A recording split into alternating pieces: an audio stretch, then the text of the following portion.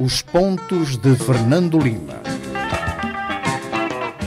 Boa noite, rádio ouvintes e telespectadores. Cá estamos nós para mais um Pontos de Fernando Lima. Falamos do local habitual, na Rádio Savana 100.2. Estamos em direto. Também estamos em direto no Facebook. Pode ver este programa indiferido na Rádio Savana 100.2, aos sábados às 12 horas e aos domingos às 21 horas. E também indiferido na televisão independente de Moçambique, às terças e quintas-feiras, às 21 horas.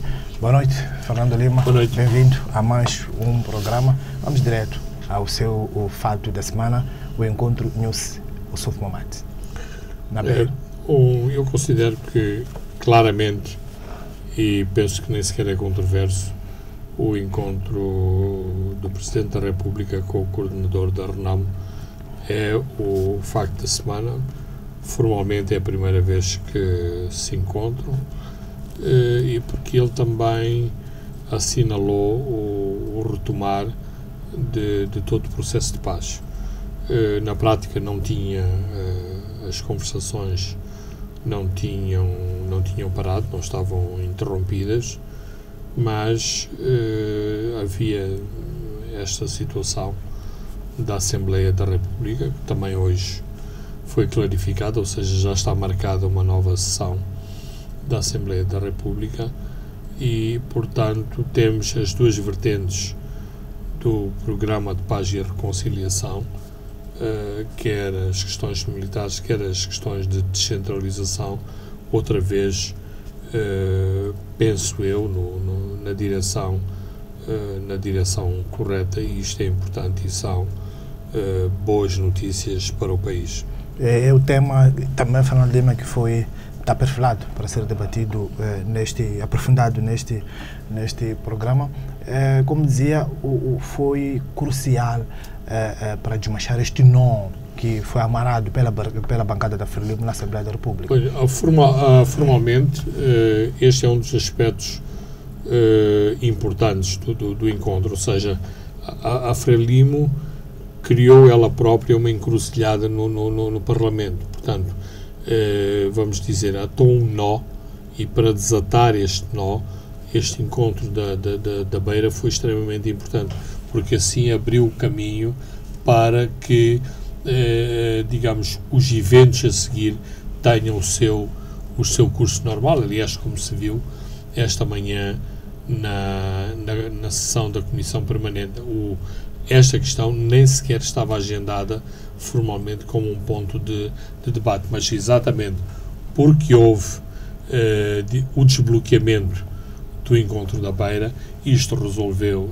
este problema e também vai resolver as interrogações da própria Comissão Nacional de Eleições, porque a Comissão Nacional de Eleições, de algum modo, foi um amplificador em relação àquilo que a bancada da Frelimo tinha dito em relação, portanto, fazendo a ligação entre desmilitarização e descentralização. A posição da CNE foi tomada exatamente pela maioria da Frelimo na Comissão Nacional de Eleições e, portanto, agora, se o processo está de novo em curso, também se facilitam os procedimentos na Comissão Nacional de Eleições. Aliás, tivemos informação esta semana que, ao nível do STAI, que é o braço executivo da Comissão Nacional de Eleições, eles continuaram todos os preparativos para outubro, independentemente de a Comissão Nacional de Eleições ter declarado que não podia receber as candidaturas porque não havia leis que enquadrassem o recebimento das candidaturas. E também o porta-voz da CNE fez uma declaração otimista a defender que se resolver tudo antes do fim do mês, ainda é possível realizar-se eleições a 10 de outubro. Não é um prazo demasiado curto. É preciso também olhar, o Teodoto Ngwana dizia, por exemplo, na comunicação que fez lá no acampamento sobre os direitos humanos, que é importante marcar-se a data depois das regras de jogo terem sido claramente traçadas. Sim, mas é preciso também combinar isso com os próprios prazos da marcação das datas. De qualquer forma, eu penso que aqui a Assembleia da República tem apenas um papel de carimbar. Um papel de cartório, como dizia o Baltazar, o antigo, o antigo presidente da Comissão do Conselho Constitucional, que é um cartório notarial. Sim, neste caso, e sem beliscar todo o cerimonial e a importância que tem o Parlamento, neste caso, e porque os acordos foram pré-definidos, tem de facto essa faceta de cartório notarial, portanto é fácil avançar-se para as eleições, quer na data que está escrutinada, quer numa nova data. Eu pessoalmente acho que valia a pena, e ainda dentro de 2018, encontrar-se outra data, porque quer a CNE, quer o STAI já nos deram evidências, nomeadamente nas eleições de Nampula, que qualquer elemento menos preparado, menos previsto, dá logo a geneira. E, portanto, para que as eleições tenham credibilidade, é preciso de facto que tudo seja bem planeado. Por exemplo, ainda agora o STAI está a fazer o controle dos dados trazidos pelos recenseadores. Eu li numa publicação que foram eliminados cerca de 50 mil registros, porque os recenseadores tinham feito estes registros fora dos territórios autárquicos. Portanto, ainda se estão a fazer estes acertos, e isso tem alguma influência, inclusivamente, para a determinação dos mandatos. Apesar de já haver um mapa com os mandatos, não me parece que vamos voltar atrás nesses cálculos. A alteração das datas é, sobretudo, uma questão de natureza política. Não é bom que se alterem as datas. Isso demonstra alguma turbulência no processo eleitoral. Portanto, a manter-se a data e todas as entidades envolvidas conseguirem cumprir os prazos, será de facto muito melhor para dar mais credibilidade ao processo do que uma alteração de datas. Esta encruzilhada criada pela bancada de Frelimo no Parlamento não acabou forçando a própria Renamo a apresentar um plano concreto de despenalização na Beira, o Surf Mamado, de que em 10 dias vão apresentar as listas. 10 dias é dia 21. É assim, os 10 dias pode ter esse efeito psicológico, uma vez que é um prazo. Primeiro, os 10 dias são uma data. É uma data que significa o quê? O início de um processo. Mas todas as partes envolvidas, inclusivamente especialistas nestes processos e que têm muita experiência internacional nos processos de integração e desmobilização, ninguém acredita que um processo que começa daqui a 10 dias esteja concluído, por exemplo, antes de outubro, que seria o ideal. Por outro 10 lado, dias é a apresentação de listas. Sim. Apresenta listas em 10 dias. Eu sei, apresenta as listas, mas de algum modo, simbolicamente, é o início deste processo de desmobilização, integração e o desarmamento. Portanto, é nesse contexto que se inserem os 10 listas. Mas, e segundo argumentam os elementos da RENAMO, sempre houve as listas e eles sempre estiveram preparados, portanto, não foi para desbloquear o processo que houve esta prontidão em se fornecerem as listas. Mas, do ponto de vista formal, é interessante e é importante haver este prazo. A questão, do meu ponto de vista, estava de facto do lado, pendia para o lado da Frelimo, uma vez que foi a Frelimo a entidade responsável por bloquear o processo. Até que ponto a RENAMO bloqueou esta exigência de colocar os seus elementos no CIS? O comunicado final fala de integração nas Forças Armadas e na Polícia. Bem, terá abdicado em troca de algo? O que é que pode ter acontecido aqui? Tanto quanto eu sei, ao longo do processo negocial e ao longo das conversas entre o Presidente Nyusi e anteriormente com o Presidente da Câmara e agora com o SUP, mas sobretudo ao longo das conversas com o Presidente da Câmara,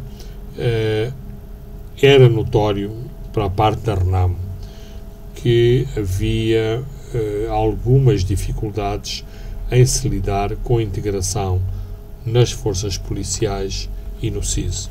Portanto, isto sempre foi um problema e a percepção, e eu não estou a dizer que isto seja a percepção correta, mas a percepção que havia do lado da RENAMO é que havia alguma dificuldade do Presidente Nyusi em lidar com o assunto. Neste encontro agora, esta semana,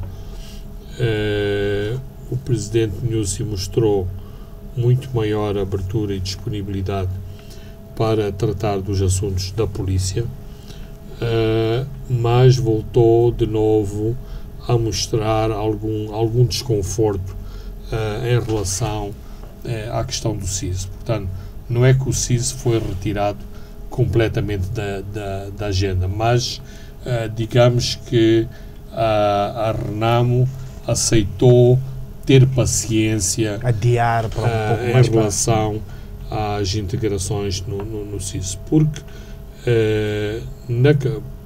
em primeiro lugar a integração na polícia e no CIS é uma questão pós-Acordo Geral de Roma. O Acordo Geral de Roma apenas previu e estabeleceu a integração no Exército. E a questão da RENAMO nem é tanto a sua preocupação de ter os vulgos cinzentinhos que venham da RENAMO. É de fazer parte dos comandos da polícia e, sobretudo, estar nas forças especiais da polícia, porque são essas forças especiais que têm a capacidade letal de causar danos à RENAMO. A RENAMO enquanto estrutura atual ou numa estrutura pós-desarmamento que, do ponto de vista da RENAMO, só pode acontecer estando os seus homens dentro desta estrutura, portanto, podendo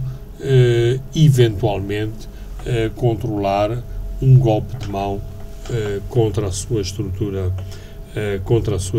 política. Portanto, se houve aqui algum dar e ou seja, receber e afastar para um canto da mesa, digamos que houve maior abertura na questão de integrar membros da RENAMO no comando da polícia. Portanto, há duas questões muito concretas em termos de polícia: homens para integrar o contingente policial e homens também que estarão na direção da corporação policial. Fernando Lima, sai ou não reforçado Filipe Nyusi com este encontro com o Yusuf Mahamat, ou sai vencedor este outro setor da Frelimo que forçou com que a Renamo, que acabou forçando este encontro e se negociasse que a Renamo desse os tais sinais de que a bancada da Frelimo esperava? Ou não é importante falar disso em nome da paz e varrer isto para debaixo do tapete? Não, eu acho que quem Nyusi claramente que saiu com a sua imagem reforçada, uma vez que está de novo no, digamos, à frente das operações, à frente do processo de paz. E isso é importante. E é um movimento que é apoiado pela Renamo e pelos setores da Frelimo que estão empenhados no processo de paz. Para os setores que fizeram aquele travão ou que estabeleceram aquele intervalo, não penso que eles tenham saído vencedores. Por um lado, a Renamo não mostrou qualquer fissura neste bloqueio. O movimento esteve em sintonia, manteve uma posição única e, portanto, mostrou que estava à altura dos acontecimentos. Inclusivamente, tinha-se a impressão que o novo coordenador sentiria alguma dificuldade em lidar com a situação. Não me parece que isso tenha acontecido, mas o encontro da Beira teve os aspectos à porta fechada, mas também os aspectos públicos. E na primeira aparição pública ao lado do Presidente da República, o Yusuf Mahamat demonstrou estar muito à vontade nos dossiês e, sobretudo, enfatizando a que corresponde à agenda da Renamo, nomeadamente, e já ouvi vários setores políticos do nosso país um pouco incomodados com a situação. Ele enfatizou pelo menos 2 vezes que o desarmamento é a última coisa a acontecer. Ora, ele fez esta declaração ao lado do Presidente da República. Portanto, se não fossem os consensos, não me quer parecer que o Yusuf Mahamat iria avançar com uma agenda que não corresponda àquilo que os dois líderes tenham discutido no seu encontro privado. Foi flexível o Yusuf Mahamat ao aceitar sair de Gorongosa, voar para Beira para se encontrar com o Presidente Nyusi, o mesmo que não aconteceria, por exemplo, com Afonso Dhlakama, que sempre desconfiou dos propósitos da Frelimo. Soubemos também de algumas fontes dos outros setores que a Renamo chegou a exigir que o Presidente Nyusi fosse a Gorongosa, mas o Presidente Nyusi foi desaconselhado pelos seus principais colaboradores de que seria indecoroso o Presidente voar para Gorongosa e encontrar-se com o Yusuf Mahamat. Digamos que era do interesse do Yusuf Mahamat manter este encontro e, portanto, mostrar que ele é de facto o atual líder da Renamo. Isto para este termo que continua muito em voga, para os de dentro e para os de fora, para o exterior, para a comunidade internacional, para o país, para a opinião pública, mas também para as hostes, portanto, a militância da Renamo. Mas ele esteve claramente no controle da situação, digamos, a Renamo de Maputo, que vamos dizer é a Renamo do Parlamento, estava mais ou menos a ser informada do que aconteceu na Beira a partir do informe do Yusuf Mahamat. Por outro lado, e em termos de querela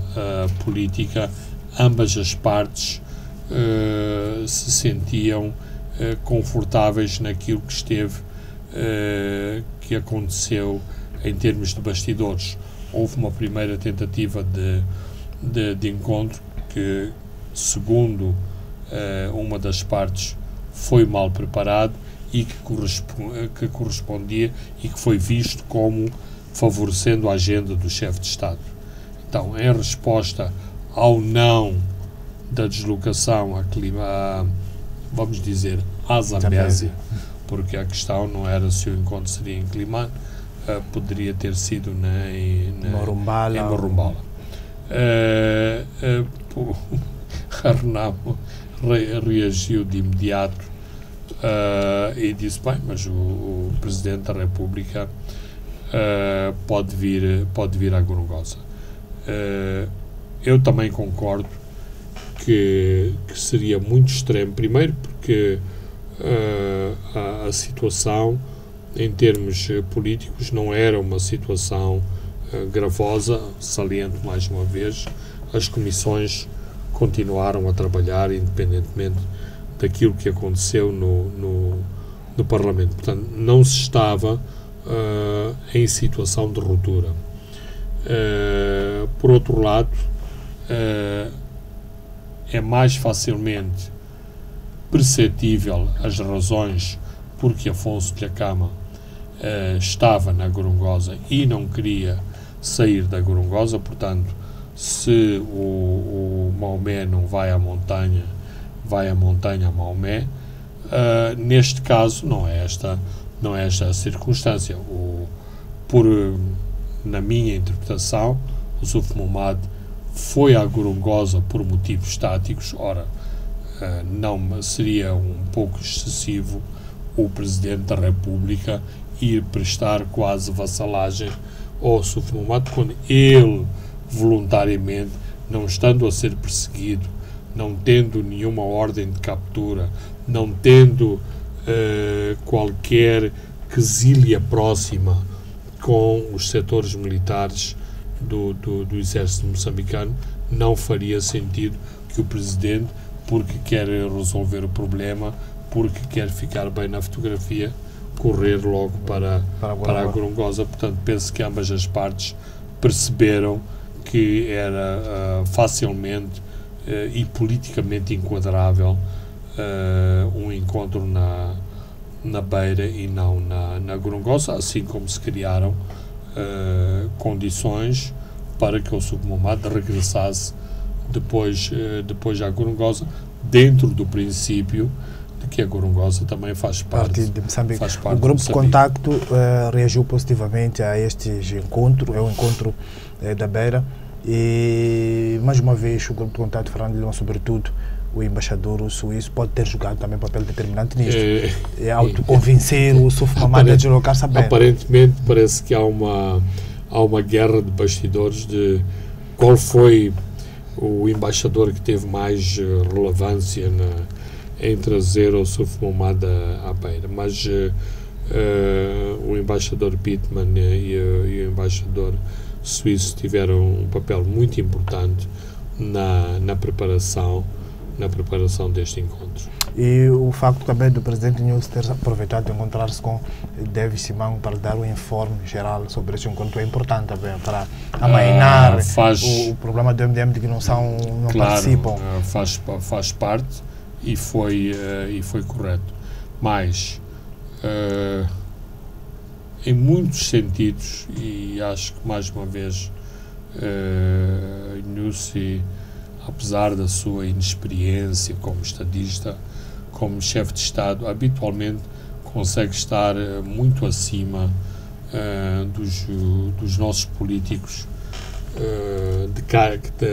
que temos cá pela casa. Ou seja, ele teve esta atitude, inclusive conseguiu acomodar este encontro na Beira por impossibilidade de não poder ter sido feito logo a seguir, antes ou depois da reunião do Conselho de Estado, que aconteceu, se não me engano, no mesmo dia, e parece-me que o ambiente era extremamente cordial, quando no dia a dia a cidade da Beira parece o inferno, em função das guerras e das quesílias entre o governo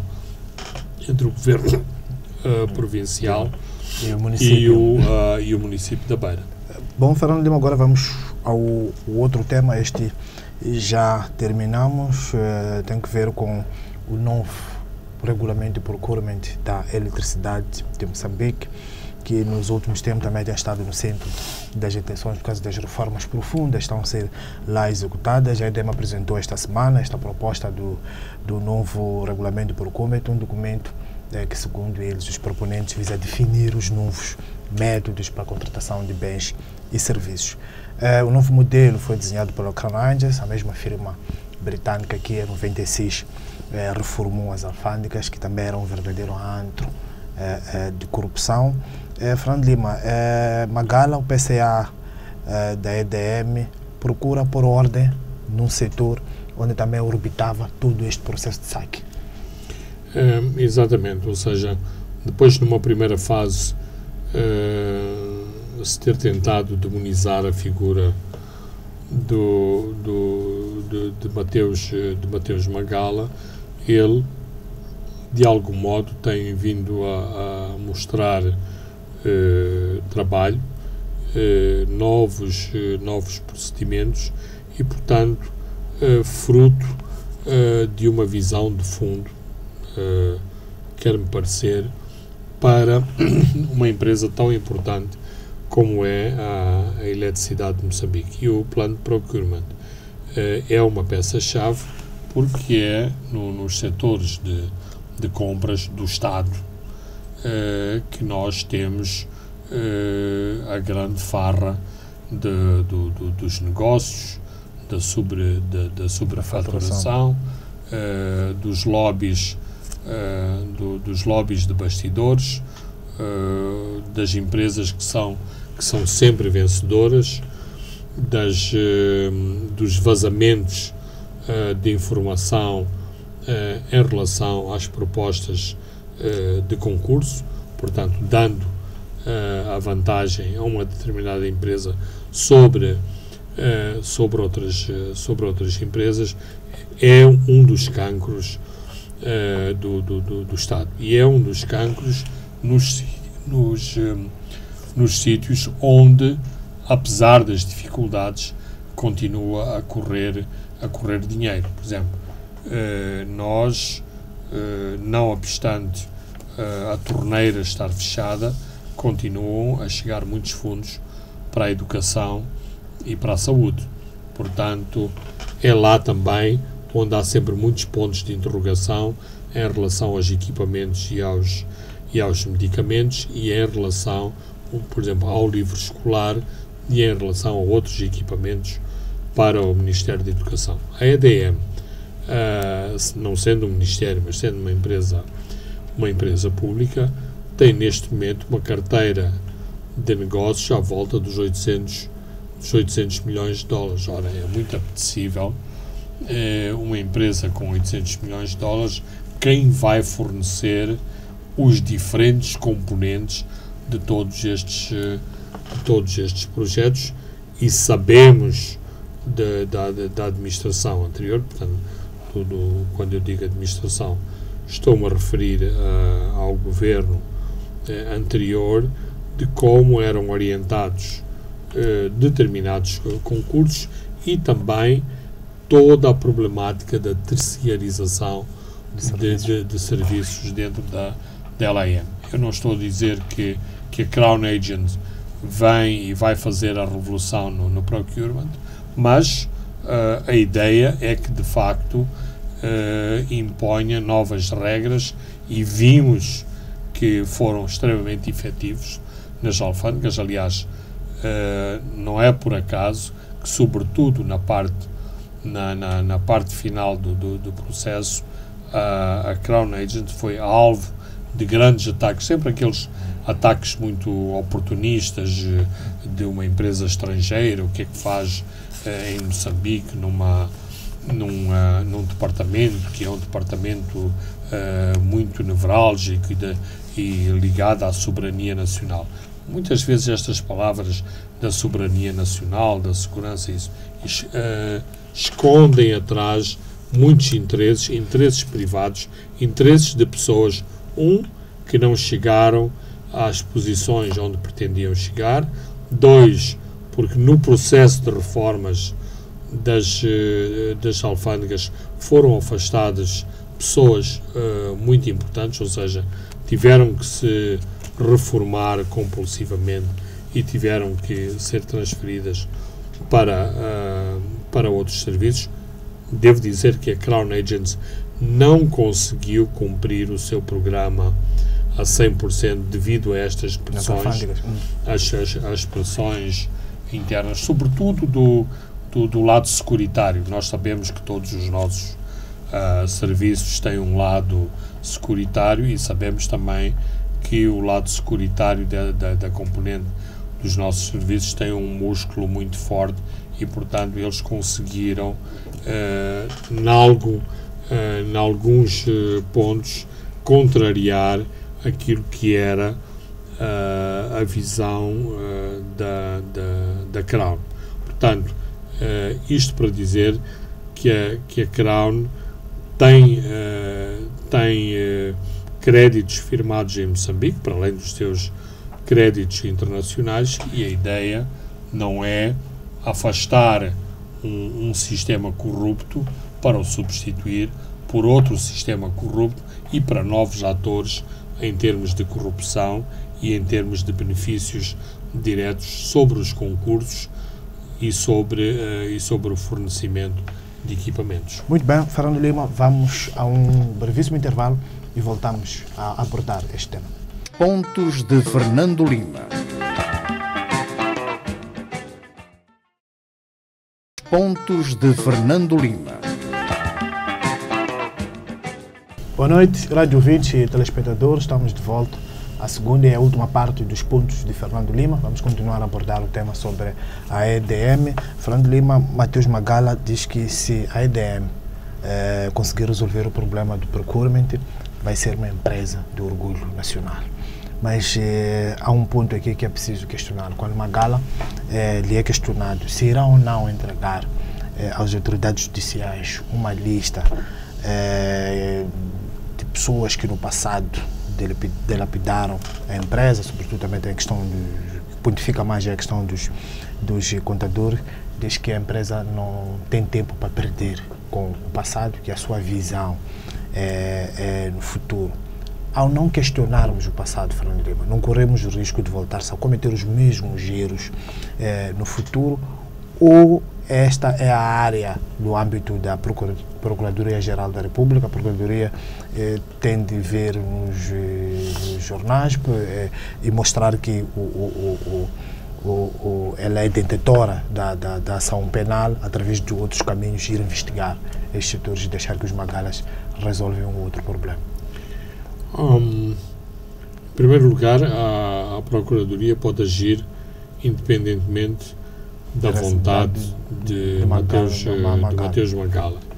Portanto, a Procuradoria não pode usar como alibi a vontade ou não de Magala para decidir intervir. Agora, o PCA da EDM, neste aspecto, parece-me deu uma resposta muito politizada, ou seja,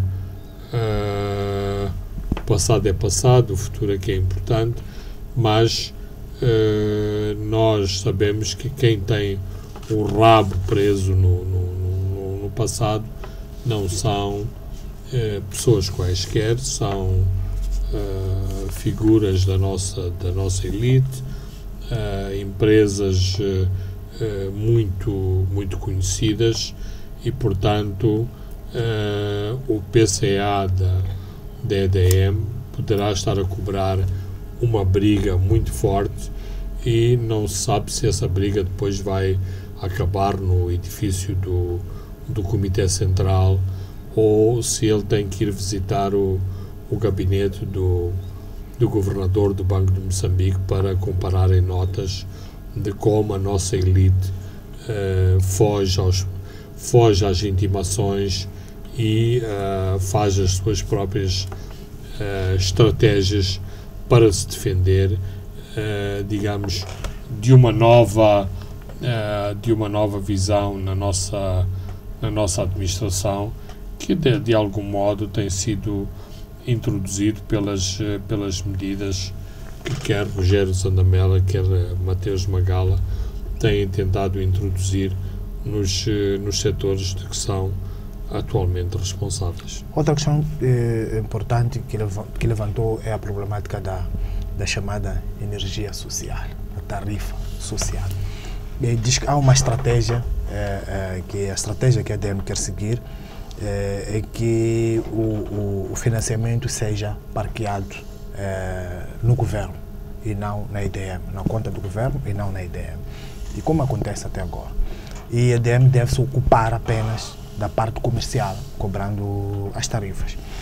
E nesta energia, Fernando Lima, da energia social, o Magala mostrou que isto demonstra que nós estamos a viver na economia real, estamos a viver numa economia dos subsídios. Há quase 1 bilhão de dívidas e 60% dessa dívida é de energia social que se deve à IDM, porque este dinheiro está com o governo. É uma reflexão importante esta, Fernando Lima. Não, para corrigirmos... É uma reflexão importante e com vários pontos que não são tão aritméticos assim, embora ele esgrimisse muitos números. Em primeiro lugar, é importante referir que determinados serviços são da responsabilidade do Estado capitalista, do Estado socialista, do Estado. Senão, não valia a pena ter Estado. Nós temos que ter serviços mínimos de educação, serviços mínimos de eletricidade, de saúde. O Estado não se pode demitir de dizer, não, isto paga-se, compra-se, tem um custo, o custo é determinado, os cidadãos pagam. Não é assim. E é preciso também criarem-se redes de segurança para, sobretudo, os mais desfavorecidos, que não podem exatamente ter acesso aos mesmos benefícios que as pessoas que têm uma renda mais alta. Senão, deixamos de ser um Estado de justiça social. Claro que os puristas da economia de mercado e do Estado de serviços mínimos argumentam que se o Estado não tem capacidade, ou seja, não produz renda suficiente para oferecer serviços, também não os pode oferecer e não pode ir buscar subsídios ou donativos ao exterior para oferecer esses subsídios. É um ponto de vista. Eu acredito que a água, a eletricidade, a educação e a saúde são bens sociais que não podem ser equacionados completamente em termos de custo-benefício. Agora, dito isto, as empresas, sejam elas públicas ou privadas, não podem suportar esses custos sociais. Os custos sociais, claramente, têm que estar no governo. Ou seja, para dar um exemplo que ainda é mais claro que a eletricidade, pretende-se que os transportes públicos, as empresas de transportes públicos, suportem os custos sociais de transportar as pessoas na cidade. Não é correto. Para isso é que existem, e não é só em Moçambique, em muitas partes do mundo, os governos contratualizam serviços com determinadas empresas para transportar pessoas, mas há uma almofada de financiamento a essas empresas para exatamente porem os bilhetes a um determinado preço, para darem passes para os idosos, para darem passes para os militares, para darem passes para os estudantes. Mas isso não é responsabilidade da empresa. É o governo, que é o braço do Estado, que contratualiza esses serviços, ou seja, esses serviços sociais. Na eletricidade e mesmo nos outros serviços, e é esta um pouco a estratégia que se tem usado, é de fazer com que todos os segmentos da população comparticipem nos custos da empresa, sendo que no fim do dia e em termos reais há setores, há partes de Moçambique que são mais beneficiadas do que outras.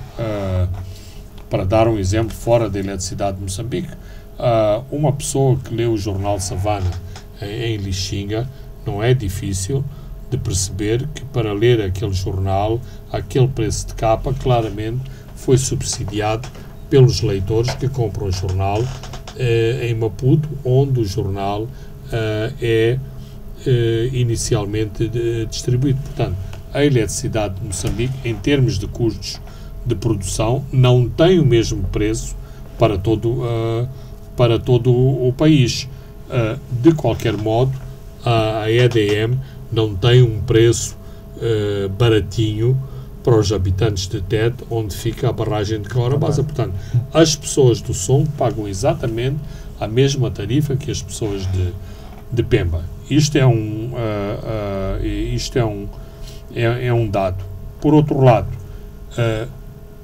havendo esta política de escalões, significa que os escalões mais elevados de Algumado, portanto, aquilo que se chama cruzamento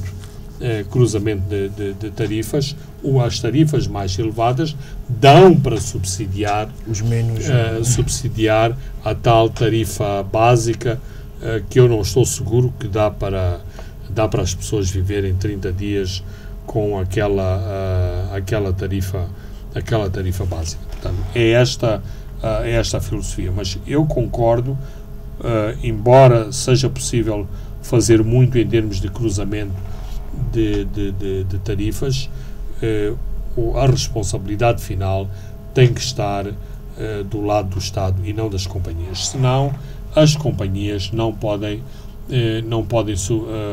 sobreviver. Este é um ponto, porque têm que ser regidas por elementos de natureza portanto económica, e não por outros critérios que não sejam os critérios económicos. A outra questão que tem que ficar muito clara, e é uma questão que já tem barbas, porque já vem do tempo, há discursos do presidente Samora Machel, em que ele falava disto, ou seja, a Águas de Moçambique tem que pagar a sua fatura à EDM. O hospital tem que pagar a fatura à EDM. O Ministério tem que pagar a fatura à EDM.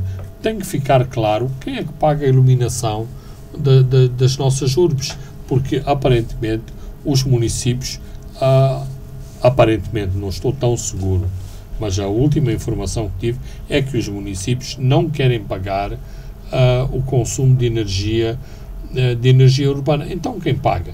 Será que é a EDM, que é uma empresa que foi criada, ou que pelo menos tem nos seus termos de referência, que deve fornecer energia, que deve assumir uma fatura de borla, ou seja, fornecer de borla energia aos municípios? Portanto, mesmo que seja o Estado a pagar ao Estado, isto tem que ficar claro de uma vez por todas, porque senão depois cada um dos gestores destas empresas se desresponsabiliza, invocando os débitos e os incumprimentos dos pagamentos das outras empresas, e isto não pode ser. Tem que haver racionalidade, tem que haver formas de a economia funcionar com o mínimo de racionalidade. Portanto, não sei se é bem isto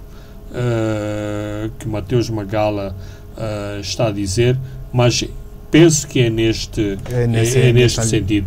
As empresas não carregam nos ombros as responsabilidades sociais ou as tarifas sociais. Me parece que isto, do meu ponto de vista, tem que ser uma responsabilidade do Estado. Vamos também a uma outra empresa pública, os Caminhos Ferros de Moçambique, que esta semana também apresentaram os seus números. Foi no quadro da visita do Presidente News àquela empresa ferroportuária. Mas antes de entrarmos em concreto para os números do XFM, se aproveitou esta visita para falar da situação econômica do país, onde argumentou que os níveis de crescimento de 7% que foi durante décadas, Moçambique era um menino bonito, até do FMI, dos parceiros internacionais, este crescimento não é sustentável. Fernando Lima, eram números sustentados pela ajuda externa, investimento direto estrangeiro, que baixou 4 bilhões em 2015 para 2,2 em 2017, indústria extrativa, depois veio a crise das dívidas ocultas, ao corte dos financiamentos, o dólar disparou e voltamos para o chão. Bem, há um dado que é preciso de tomar como referência e que choca a maior parte dos moçambicanos. Há muitos índices que nós estamos abaixo da Guiné-Bissau. Ora, no horizonte dos moçambicanos, sobretudo dos moçambicanos urbanos, estar abaixo da Guiné-Bissau é o maior insulto que se pode fazer a um moçambicano. Até já houve um cantor mais ou menos famoso que disse que se os moçambicanos que estivessem descontentes que fossem viver para a Guiné-Bissau. Agora, a Guiné-Bissau, com todos os problemas que tem, não teve uma guerra devastadora que não deixou pedra sobre pedra numa grande parte das infraestruturas deste país. A casa do administrador, a escola, o posto de saúde, em muitas partes de Moçambique foi literalmente varrido. Ora, nestas circunstâncias, quando estamos a fazer, a reconstruir a partir do zero, é natural que os nossos índices de crescimento sejam notáveis. Não obstante, depois, em termos quantitativos, quando comparados com outros países, sofremos nas estatísticas o tal problema que um pão dividido para 2 pessoas não significa necessariamente que cada pessoa come metade do pão. Isto significa que em países com pequenas populações, os números parecem, aparentemente e em termos estatísticos, os números parecem estar mais divididos. O per capita parece muito mais justo do que num país que da década de 70 a 2018 cresceu de 10 milhões de habitantes para 28 milhões de habitantes. Ora, nós temos na mão uma verdadeira bomba demográfica. Não há desenvolvimento, e isto parece um discurso cassete, que, a não ser que depois os rendimentos do gás e do petróleo venham dar outra componente e outra faceta ao nosso desenvolvimento, mas, para já, esta bomba demográfica destrói toda a possibilidade de, muitas vezes, nós melhorarmos os nossos índices. E, claro, os países não são feitos apenas de subsídios e de doações. Por exemplo, Cabo Verde chegou a um determinado patamar de desenvolvimento, cessaram os apoios externos em termos de donativos.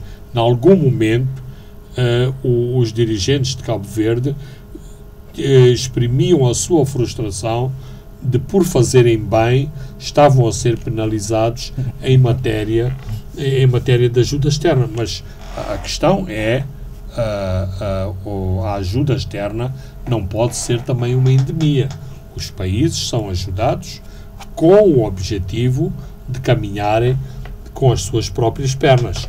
O mesmo, e as palavras nem sequer são minhas, são da Suécia, que é muito fraterna nestas coisas. Quero parecer que, inclusivamente, foi numa entrevista ao Savana, que a embaixadora da Suécia explicava que, num determinado momento, a própria filosofia de cooperação em Angola mudou exatamente por causa dos recursos que Angola tem para disponibilizar para a sua economia e que dispensam, digamos, esta ajuda em termos de donativos, em termos de não retorno aos países que estão a ajudar para o país recipiente. E, portanto, o mesmo, este é o caminho natural de Moçambique. Agora, aquilo que aconteceu em Moçambique é que havia um determinado programa de auxílio ao orçamento que foi abruptamente interrompido e, por isso, as dificuldades que nós temos. Mas, independentemente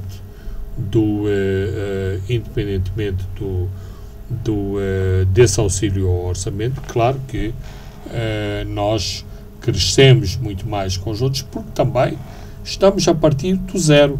E partir do zero significa termos este tipo de apoios. Porque depois, quando vamos para o relatório do desenvolvimento humano, vamos ver a quantos quilómetros uma família tem que ir buscar água. Nós temos mais quilometragem. Quantos quilómetros uma criança tem que percorrer para chegar à escola? Também temos mais quilómetros para chegar ao posto de saúde. E são estas coisas que nos complicam. Por isso que o Mateus Magala tem em cima dos ombros também esta responsabilidade dos 28% ou dos 30%, que é a meta que ele tem para eletrificar em Moçambique num determinado período. Não é só quem tem contador, quem que leva energia.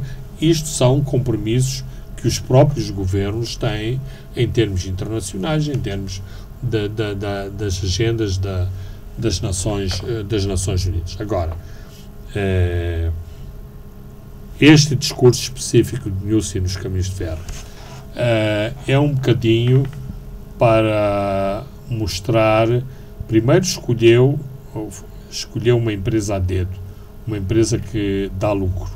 Não são tantas empresas em Moçambique que dá lucro. Para dizer, não é que todo este país é um caos e todas as empresas públicas são só prejuízo.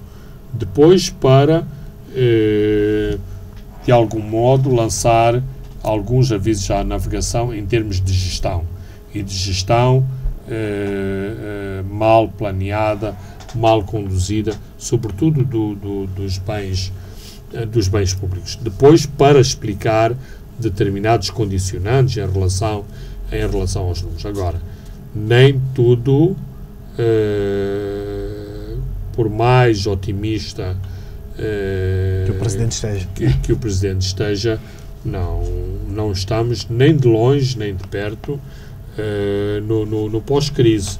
E os números do Banco de Moçambique no que toca às reservas externas, ao câmbio, à inflação e às taxas de juro não nos fazem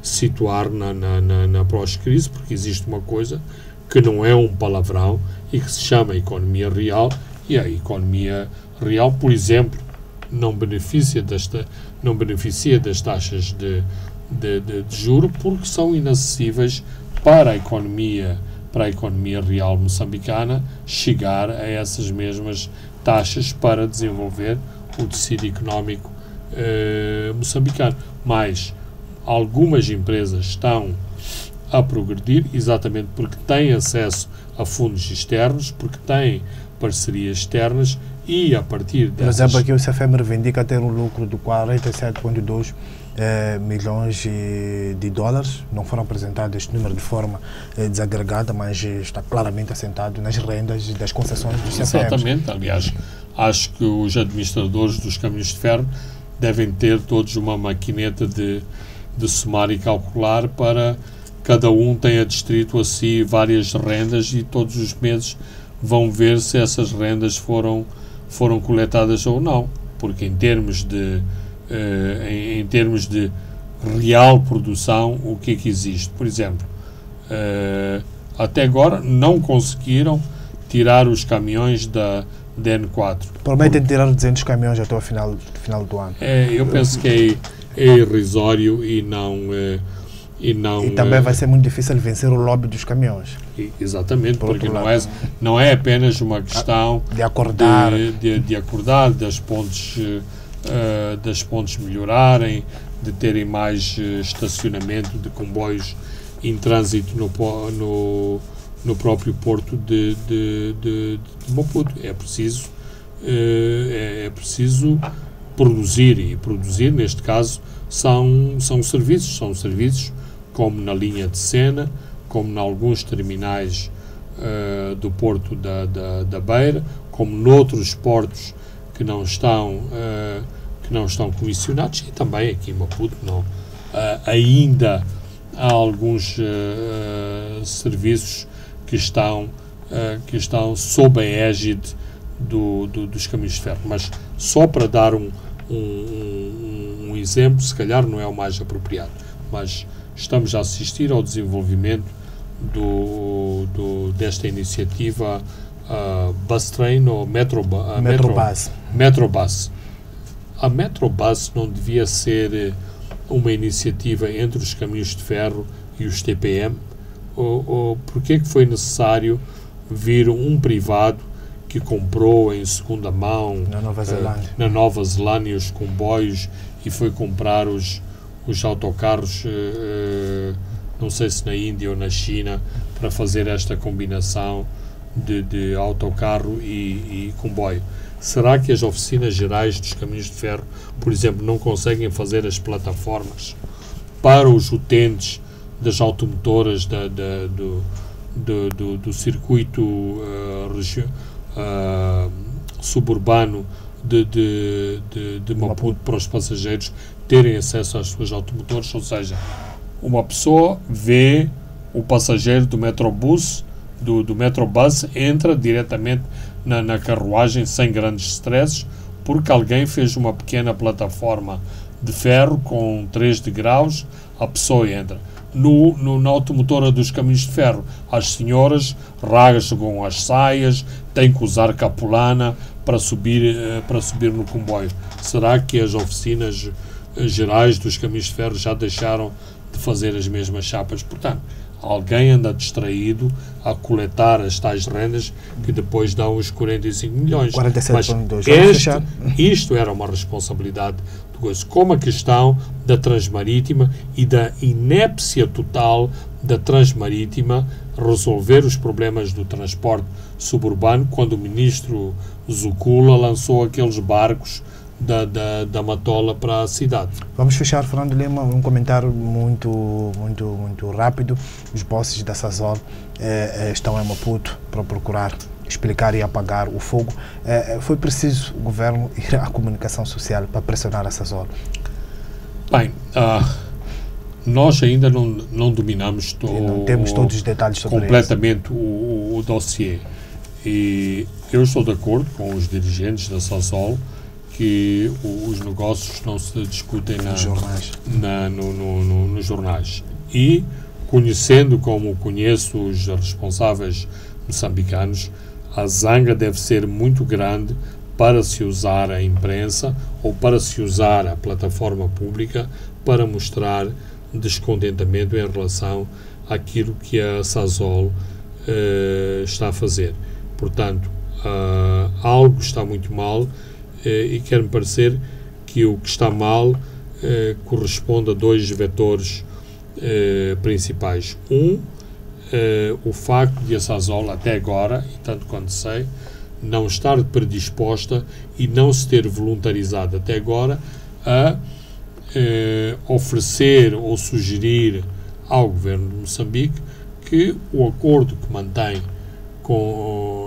que existe entre o governo e a Sasol, de algum modo, precisa de ser revisto, porque as condições em que ele foi concebido estão ultrapassadas. Vivemos noutra situação e a Sasol devia ter a capacidade para reconhecer esta realidade. Por outro lado, e aqui está também muito da frustração de Moçambique, nós, Moçambique, neste momento, há uma grande dificuldade em acessar aos mercados financeiros internacionais, coisa que não é a Sasol não tem os mesmos problemas.